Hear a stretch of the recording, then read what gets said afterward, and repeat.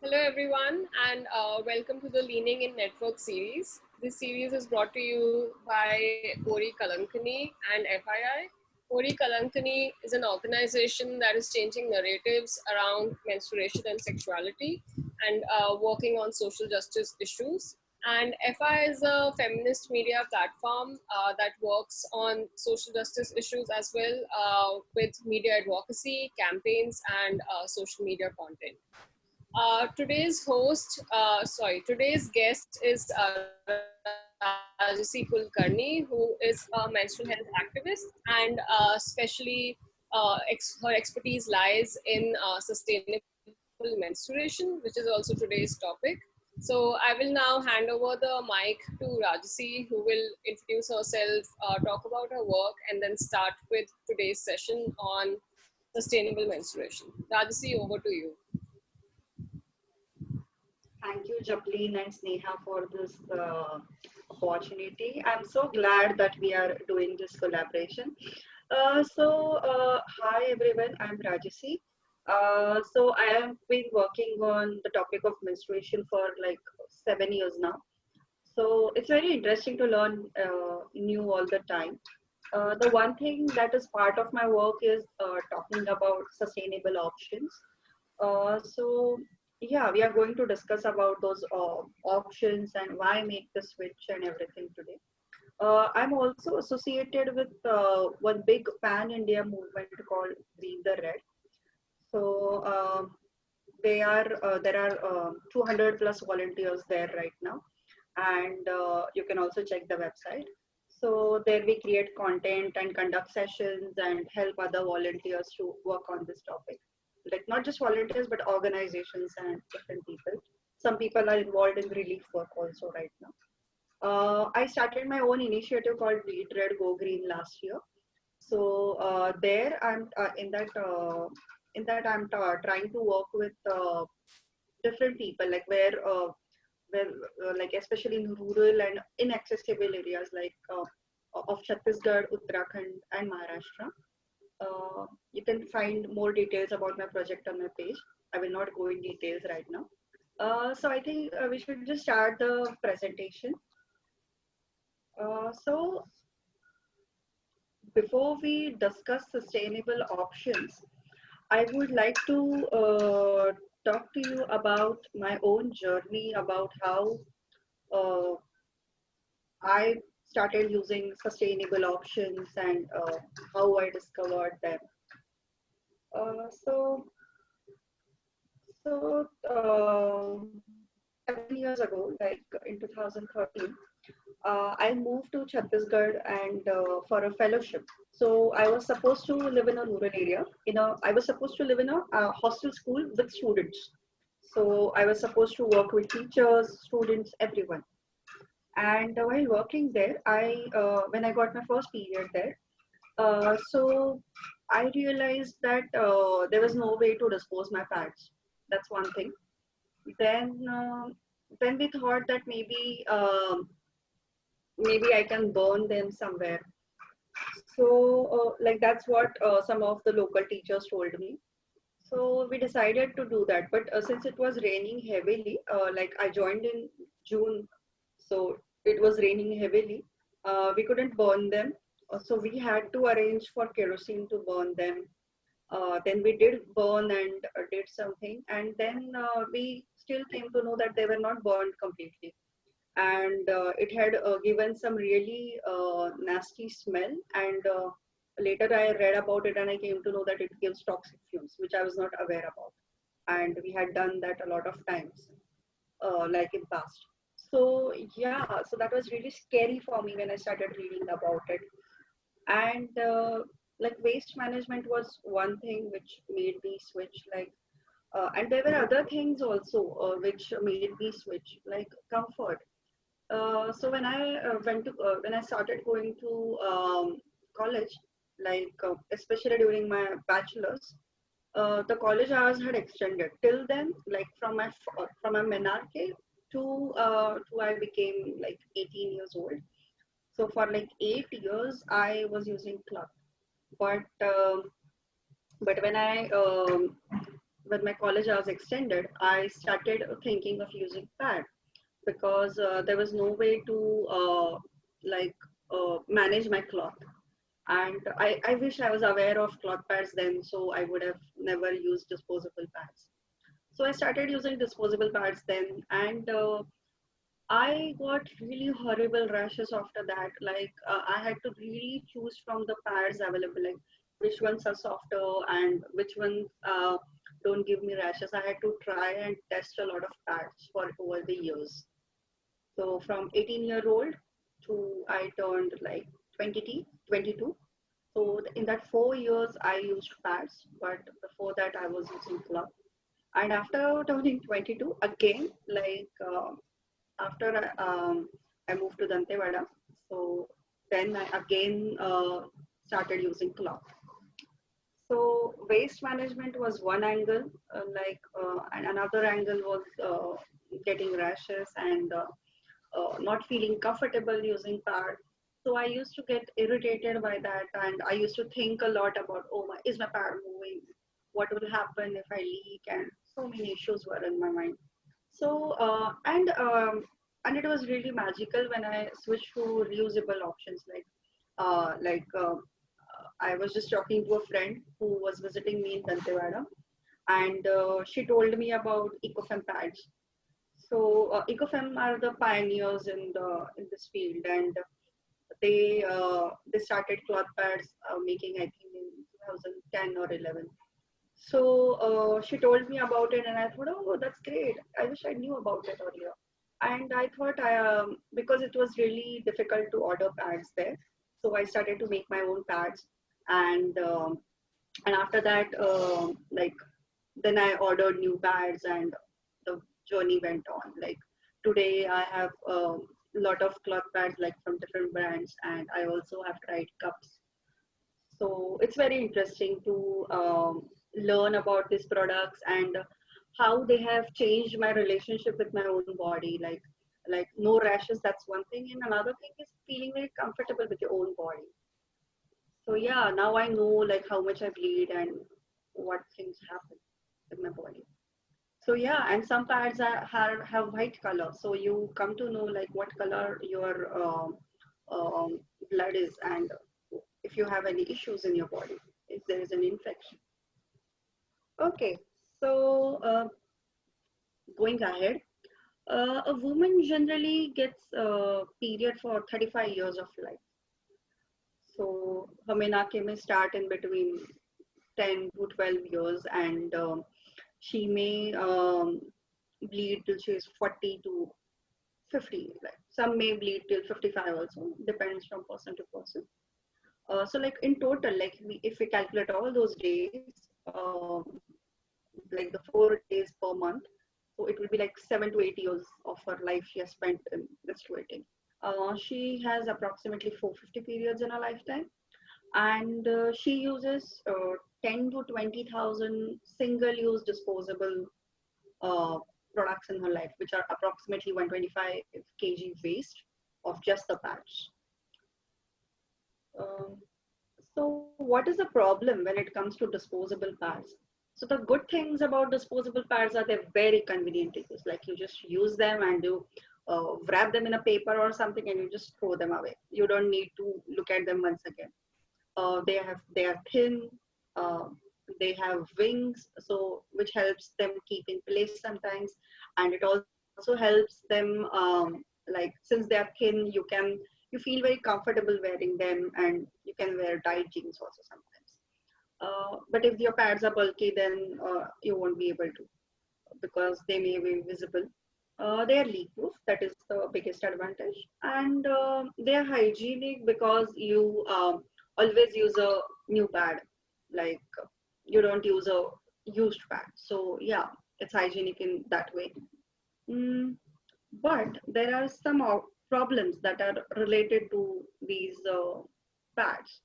Uh, One thing is they are made of plastics and chemicals. So, like um, Women's Voices for Earth, they conducted a study which said that always pads, which are known as whisper in India, um, so They constitute 70% of plastics and chemicals. Crude oil has been used in pads.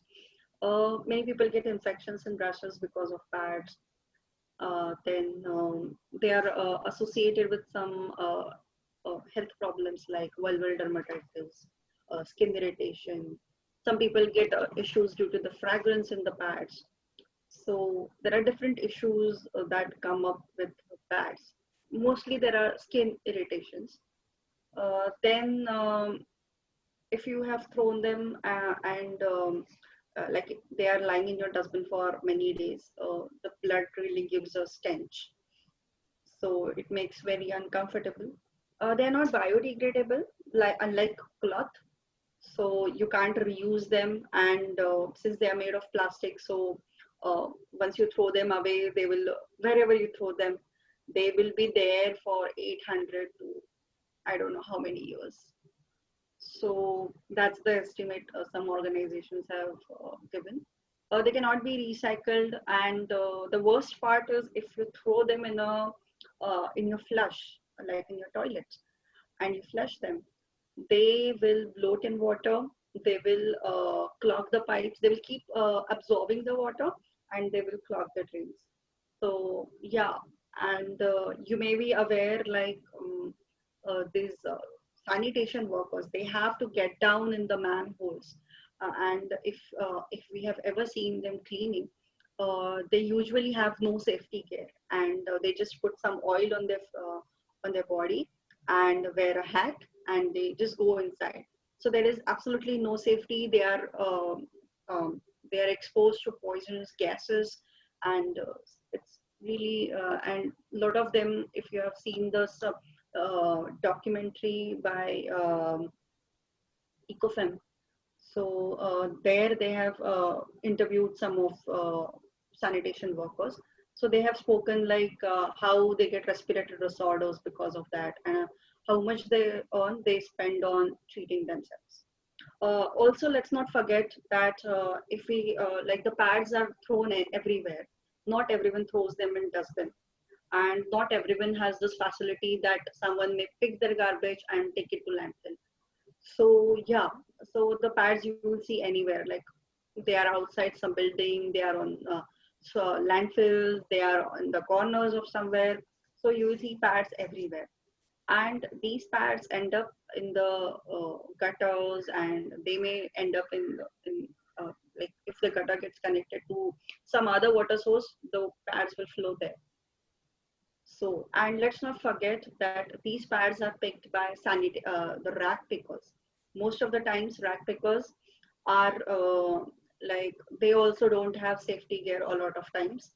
And another thing with rack pickers is like a lot of people mix their pads with another waste, like kitchen waste or other waste. Waste is all mixed. So to sell her waste, she has to open each of the bags which we have packed, and it's a bag of mixed garbage. She has to take out and separate on her own. And I talked with some of the rack pickers. They said like if they have had some lunch or some food before doing this work, generally they vomit a lot after this because of the horrible smell that it gives, and people throw anything under the sun in those bags. So yeah, we need to be mindful of how our convenience is causing issues to different people, like the track pickers, the garbage collectors, the sanitation workers. We need to be mindful of that. Yeah, hygiene is not equal to disposables. We need to think about it. We need to ask ourselves. And also, cloth is not always dirty. We think that people using cloth may be like it may be like they're using some old rags, but it's not like that. Like people who use cloth, who have been using it for years, they use it very well. Like like I have like even at my own home, and I have in my years of experience, I have seen that people treat their cloth very well. They wash it well, they dry it well. They may not dry it in sun, but they make sure that it's dried, and then they like most of the people I've spoken to, like they store it in a good way, and they reuse it well. There are very few people who don't get any guidance in how to use and store it or wash it. They are the people who don't dry it well and not use it well. So we will discuss that part also.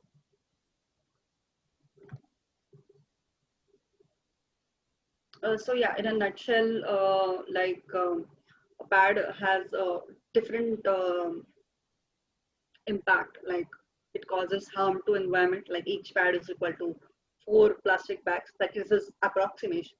It causes air, soil, and water pollution. Like wherever it goes, air pollution because if we burn it, and if it goes to landfill, it will keep leaching the chemicals there in the soil and water. As I mentioned, burning the pads will give out toxic chemicals. So dioxin is one of them. Then there are furans and many other chemicals that are given out, and they are all pollutants. As I mentioned earlier, in health, they can give you vulval dermatitis, intimate irritation, and dioxins are known to be endocrine disruptors. They can cause infertility and even cancers. I'm not saying that currently there is no research that is proving that it does cause directly, but but people have found correlation in that. Waste management, as we have already discussed, like it takes like around 800 years to decompose, and still it will be still present in our water and soil and air in very tiny pieces which we will not be able to see. um, yeah, and it will be so much that it will fill up to 173 football fields every single year. So just imagine the amount of waste we create. And as I talked about it earlier, that pad has different things in it, like it's made of polypropylene, it has super absorbent gel, it has non-woven fabric, then cellulose is just a little part of it. So this all makes it non-biodegradable. And this image doesn't talk about the chemicals present in the pad. The pad has many other chemicals like acetone. Then it has chemicals which are used in making plastics, made in using nail paint, or in making tires. All these chemicals are present in your pad. You need to ask your manufacturer that why you use these chemicals, and can you make it without this chemical cocktail? And so we have already seen that there are many angles to this. And think about how many money we spend every month on this. So like when I used to use pads, I used to spend like 30 to 40 rupees per month, and sometimes still they weren't enough. And my sister is a heavy bleeder. She also uses reusable pads now, but when she also used disposable pads, she she required 2 packs. Like, so she spent like 60 to 70 rupees per month because she was a heavy bleeder and had to change her pads frequently. So if we calculate like how much we spend on this, I'm like, we can, if we just calculate all this, and the amount of money we spent on it is equally related to how much money we will spend in the restaurant for like going for just few times. So we need to think about like how and where we want to spend. So yeah, that's the thing. And for maybe middle class people or people who can afford it, it won't be a big thing for them. But for people who don't earn so much, or where people there are families where there are 2 or 3 women or even more than that, then a lot of money spent on buying disposables, and it's a recurring cost. So it becomes a burdensome for some people. So giving low cost options may not be the like, it could be one of the solution, but there are other solutions as well. um, so we already discussed about this, but I'm just telling that Pune's rag pickers, they work with they have this collective called Swatch. They handle around 20,000 kgs of dirty diapers and sanitary pads every day, a single day. And yeah, as I mentioned, they're thrown or roadside dumps, flush in toilets, uh, can cause toilets and drains to clog. So every year, India produces 9,000 tons of sanitary waste. That is enormous amount. And it is and it is 90% as heavy as Eiffel Tower. And like the famous French structure, our sanitary footprint will far outlive our own lives and remain for the generations to come. This line is by one of my friend, and I really liked it, so I picked it from his presentation. So what are the solutions? So as I talked about earlier, like cloth could be a very good option. Our grandmothers, great grandmothers, even some of our, like some women from mother's generation have been using menstrual cloth. So you can always use cloth, and we will discuss about the washing and all instructions. Then there are cloth pads, which are quite compact, and like they look like a pad. Like there are several designs also in that you can Google. Uh, so there is this insert, then there is foldable cloth pad. Like both of them, they look like just like a handkerchief, but you can fold and they have wings behind, so you can fasten them in your panty and wear them like a pad. So it's a very good option which you can use. Uh, then there are menstrual cups. They are made from medical grade silicone. Some of them are made from rubber also, or thermoplastic elastomer.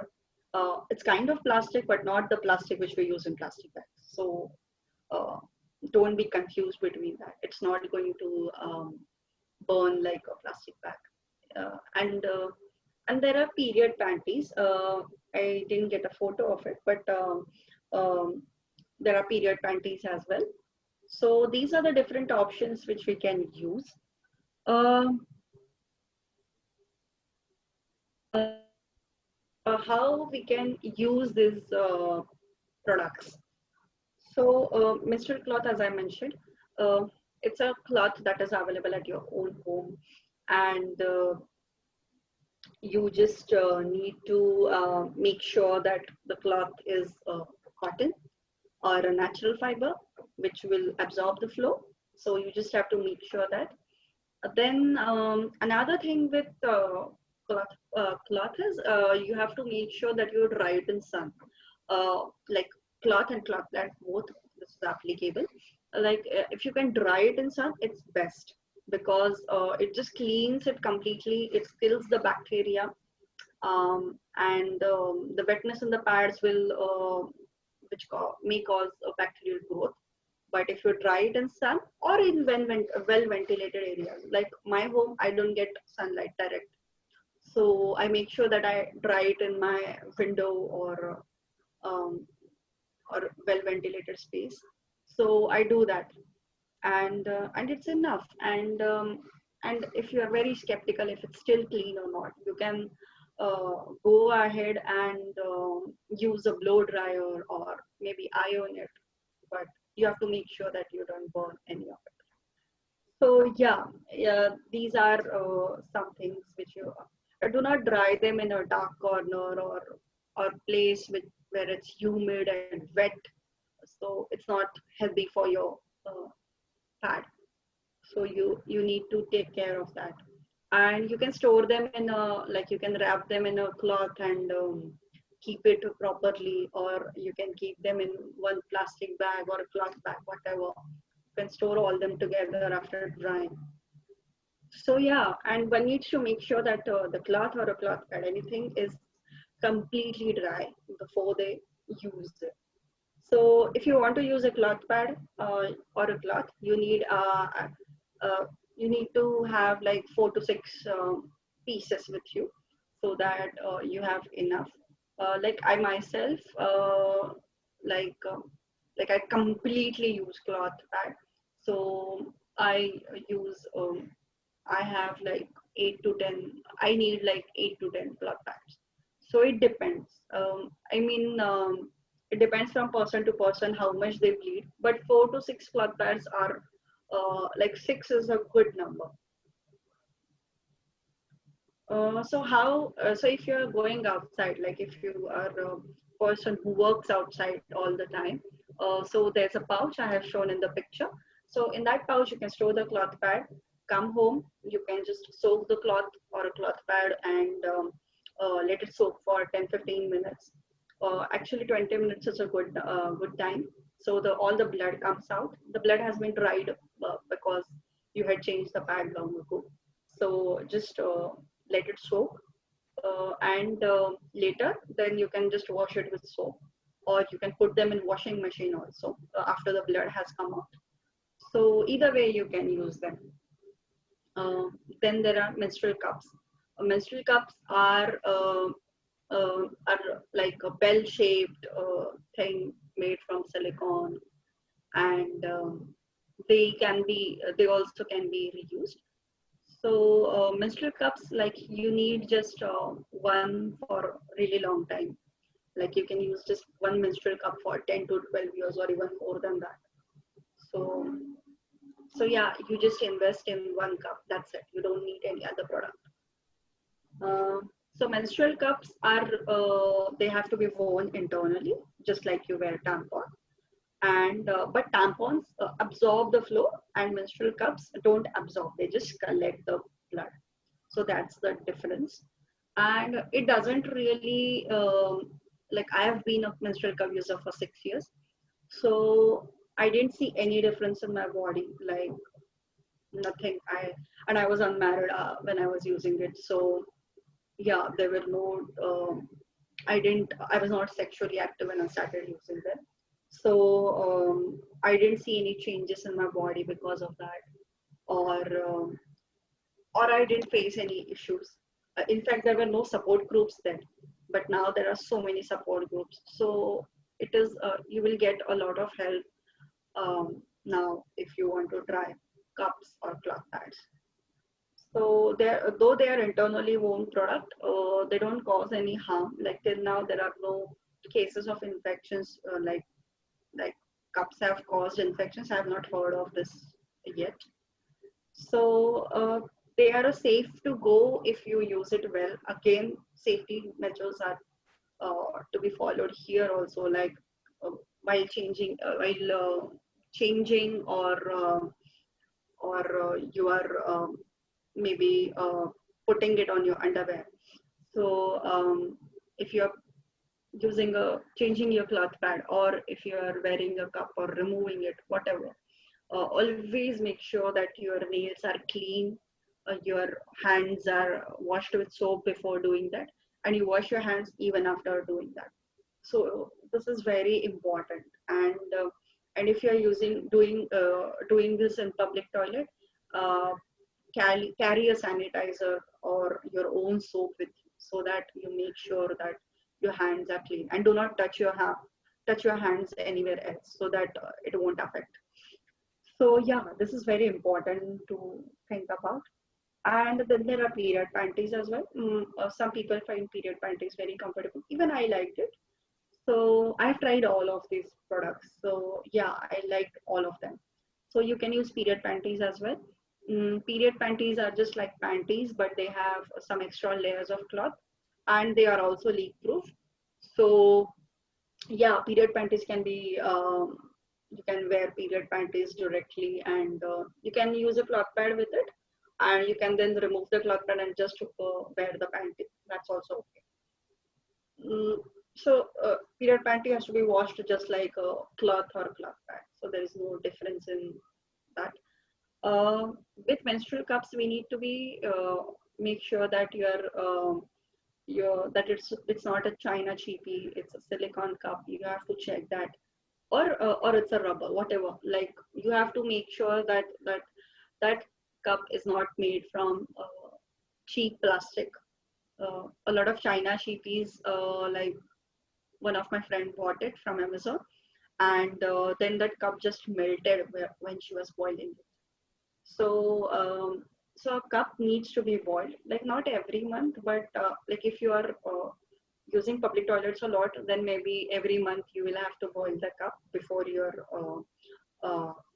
period starts. Like you can boil the cup and keep it ready before 2 to 3 days your period starts. So that's the safety measure which you can take care of. And it's not necessary to boil it every day and every time. If you are in hurry, you can just wash the cup with hot water, or you can just soak it in hot water. Like most of the times I do that. That I just soak the cup in a mug full of water, like in the geyser water. So yeah, I do that also. So you can use that trick also. Mm. There are many assumptions like, will menstrual cups uh, cause damage to my hymen? But actually, hymen can be stretched, and it's not a seal that needs to be broken. We need to understand that the hymen can be stretched by anything, and there are some people who are born without hymen also. So yeah, and there are different types of hymen also. So virginity is something which is a social construct, and it's all in our minds. So yeah, and cup may cause a little stretch to your vagina, a very little stretch, very little, but it will not cause you to lose virginity per se. So so yeah, don't let that come into your comfort, and if you're will to try the cup. Also, we need to make sure that we have enough of these products stocked. So, so if you're using a menstrual cloth, you need a 4 to 6. With cloth pad also, it's the same. Menstrual cup, you just not just you need just one. Period panties, you will need two, so that you can like keep changing. Um, And will they save your money? Yes, of course. So a menstrual cloth you can use for like 1 to 2 years around say. With cloth pad, it depends on what kind of fabric is being used in that cloth pad, and different manufacturers will tell you like how long their pads will last. So some pads will last you for 1 to 2 years, some will last you for uh, 3 to 4 years. So depending on what kind of cloth has been used and how durable that cloth is, and also like how you wash them. Like if you use brush or if you use them very roughly, the cloth is going to thin, and then it will wear out also. So you need to make sure about it. Then menstrual cups you can use for 10 to 12 years. Like many years ago, I read about this woman. So this woman was in some on a Facebook group. She told me she's been using the same cup for like 12 to 15 years, and she's just bored of using one cup. And I was like, wow, these are goals. Like I need to be that kind of woman. Period panties. So some period panties can again be can last for 1 or 2 years, and some of them can last for more than that also. So it totally depends. You can check different brands on our website Green the Red. You can also check my blog on WordPress. You can just type Rajasi Kulkarni WordPress, and you will get a list of different manufacturers and who make these products and where they are available. So yeah, the list is available on both Green the Red and my own blog. You can check anywhere. Uh, so yeah, I get this question from a lot of people. Can anyone use them? Yes, absolutely yes. It's a personal choice, I would say. So people who are creating awareness about this have to make sure that you have to give it a choice to people. You can't really force the product on people. So people have to make informed choice. So it's if you're watching and you're thinking of making the switch, you have to read about it. You ask ample questions to yourself and others, like, do I want to use it? Am I ready to use it? You should question your beliefs as well, and to others, like who have used it or who know about it. So do ample research, ask as many questions as you want, get your doubts answered. There's so many Facebook groups. You can check this very good Facebook group I know is Put a Cup in a Put a Cup in it is one group.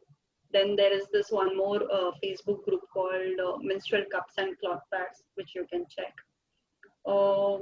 Then there are many other groups, but they are international, and then like not all your queries get answered because there are so many people on that. But these two groups I am talking about, Put a Cup in it and Menstrual Cups and Cloth Pads, since there are limited members and the admin makes sure that each query has been answered. So yeah, you should totally join those groups if you want to make the switch, or you have already made switch and you have doubts. You can choose from variety of options. So like there are so many brands, and there are so many sizes available, and you can try, like you can just try, I would say go for standard sizes first, try out what works for like in cups I would suggest go for standard sizes, and in cloth pads also you can choose like 2-3 different sizes and try and see what works for you. You can buy from different brands also. So and there are some really good manufacturers who customize the products for you. So yeah, it's a like especially with respect to cloth pads, and in period panties you already get it in different sizes. So yeah, like a teenager girl can also wear a period panty, and a person who weighs around, like who is overweight or obese, that person will also get a right size for them. So it's amazing how manufacturers are so thinking of different people and different bodies. Um and people willing to try can use some help before using them, like ask questions how to use it, and ask people who have used it before, and then make your choice and then take the plunge and use it. So some people may ask, like, can people with disabilities use these products? Yes, they can use, but they will need some previous guidance and hand holding. So, because a lot of people I know use it. So, yeah, it's a personal choice, and it's something like, especially with people with disabilities. So, it varies from disability and the severity.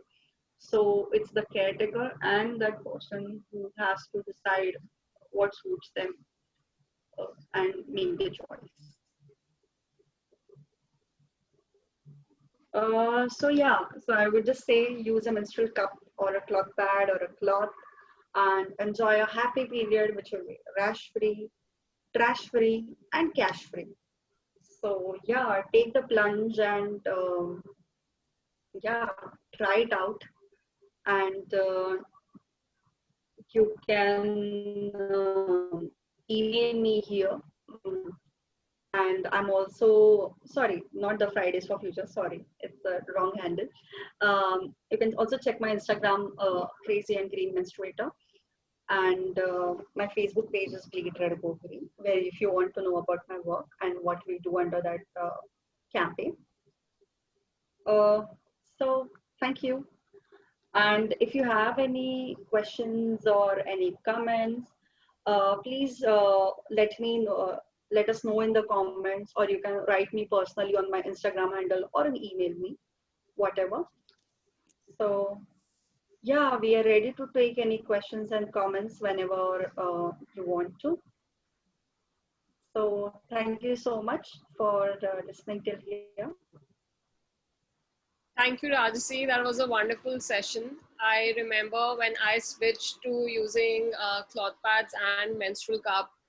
That was when you and I and EcoFem and a bunch of other organizations had organized the Pad Effect campaign with FII back in 2017, and that was the first time Yeah. I had got to know about sustainable menstruation. I was so awestruck by it, and then I ordered EcoFem's cloth pads, and then later I also got Boons menstrual cup, and I use both of them in a combination. So as a user, I would like to tell everyone that it is immense improvement from using sanitary pads for all the reasons that Rajasi has already mentioned. And if you do have the comfort and privilege of switching, I would really urge you to switch. Thank you so much, Rajasi, once again, and thank you, Sneha, for being here all the time.